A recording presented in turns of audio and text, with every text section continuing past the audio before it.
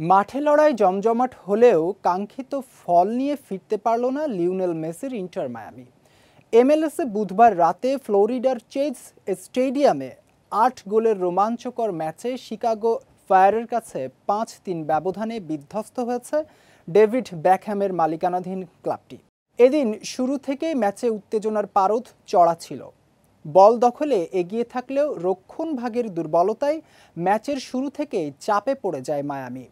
নবম মিনিটেই শিকাগোর প্রথম সুযোগটি ফিরিয়ে দেন মায়ামির গোলকিপার অস্কার উস্তারি।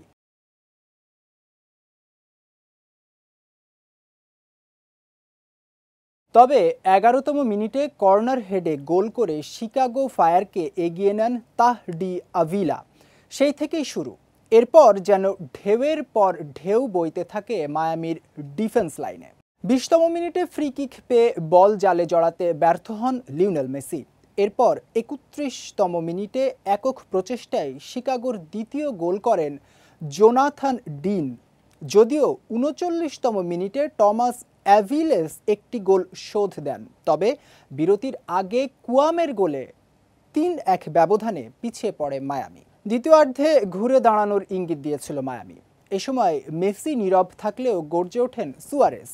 ৫৭ ও ৭৪ মিনিটে জোড়া গোল করে ম্যাচে সমতা ফেরান উরুগুয়ে তারকা। প্রথম গোলটি আসে রদ্রিগেজ এবং দ্বিতীয়টি আলবার পাস থেকে। এতে স্কোর লাইন দাঁড়ায় ৩-৩। তবে শেষ দিকে আবারও মায়ামির রক্ষণে ধস। ৮০ ও ৮৩ মিনিটে শিকাগোর হয়ে জাস্টিন রেন্ডলস ও ব্রায়ান গুতেরেসের গোলে নিশ্চিত হয় ৫-৩ গোলের বড় জয়। এই হারে ৩১ ম্যাচে ৫৪ পয়েন্ট নিয়ে ৬ আছে ইন্টার মায়ামি। আর ৩২ ম্যাচে ৫১ পয়েন্ট অর্জন করে শিকাগো উঠে এসেছে টেবিলের ১২তম স্থানে।